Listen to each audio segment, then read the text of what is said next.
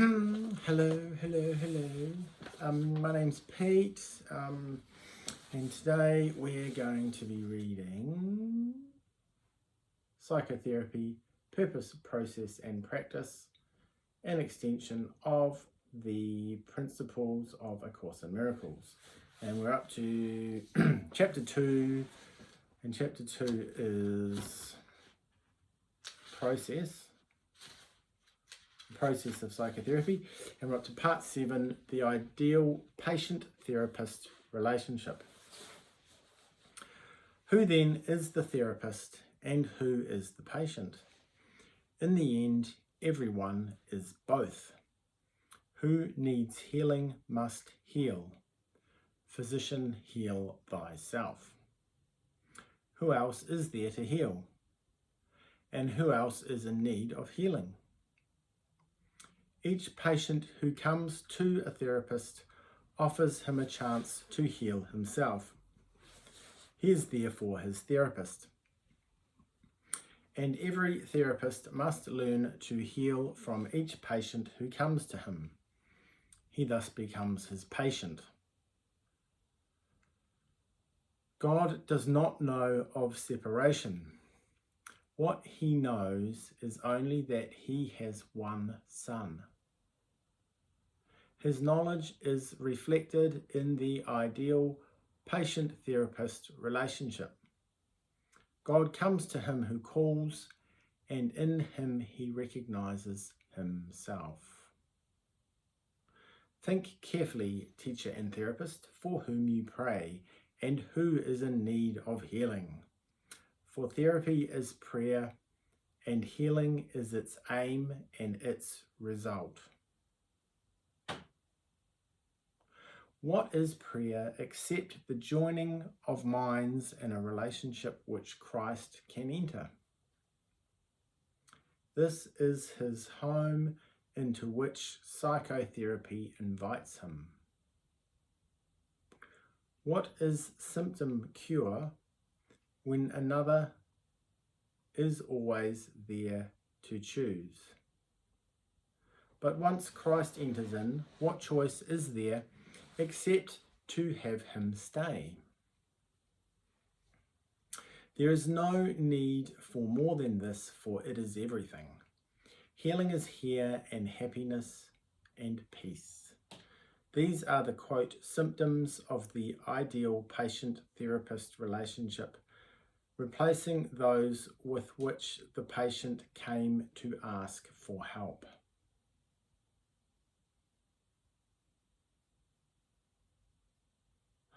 The process that takes place in this relationship is actually one in which the therapist, in his heart, tells the patient that all his sins has been forgiven him along with his own. What could be the difference between healing and forgiveness? Only Christ forgives, knowing his sinlessness. His vision heals perception, and sickness disappears. Nor will it return again once its cause has been removed.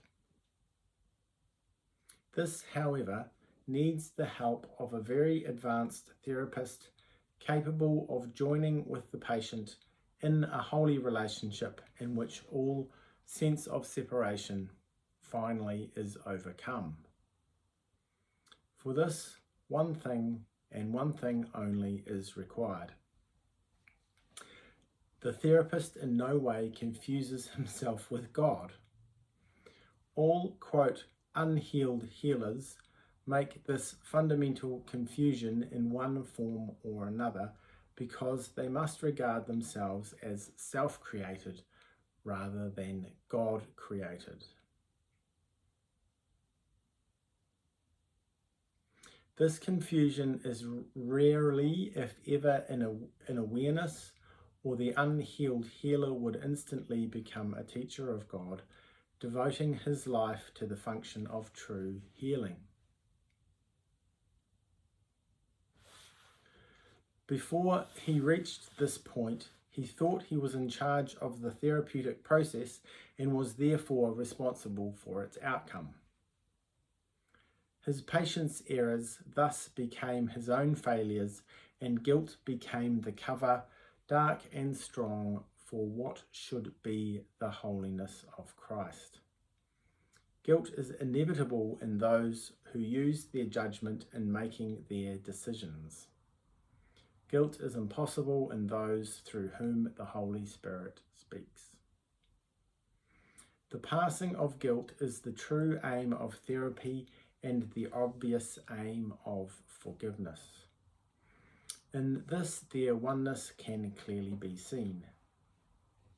Yet who could experience the end of guilt who feels responsible for his brother in the role of guide for him? Such a function presupposes a knowledge that no one here can have, a certainty of past, present and future, and of all the effects that may occur in them.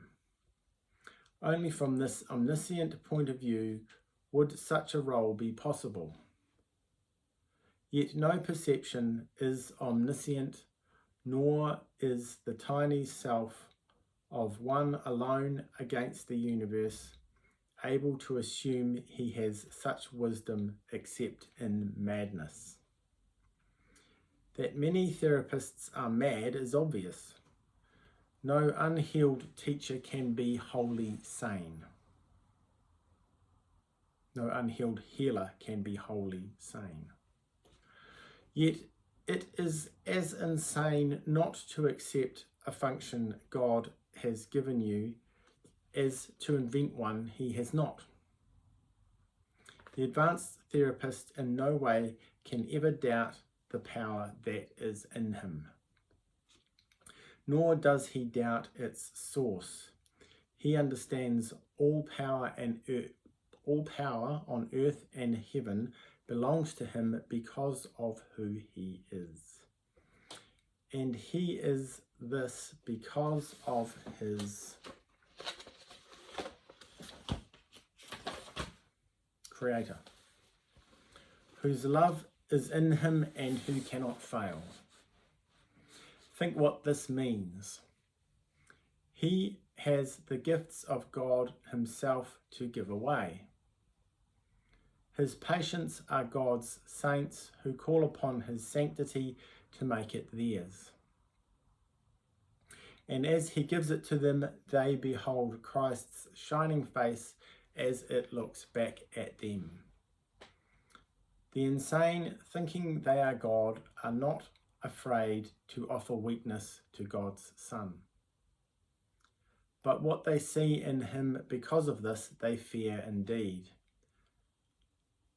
The unhealed healer cannot but be fearful of his patients and suspect them of the treachery he sees in them. He tries to heal, and thus at times he may, but he will not succeed except to some extent and for a little while. He does not see the Christ in him who calls. What answer can he give to one who seems to be a stranger, alien to the truth and poor in wisdom, without the God who must be given him? Behold your God in him, for what you see will be your answer. Think what the joining of two brothers really means. And then forget the world and all its little triumphs and its dreams of death. The same are one, and nothing now can be remembered of the world of guilt.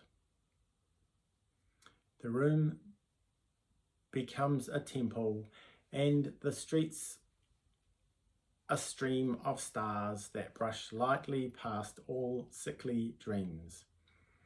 Healing is done, for what is perfect needs no healing, and what remains to be forgiven where there is no sin. Be thankful, therapist, that you can see such things as this if you but understand your proper role.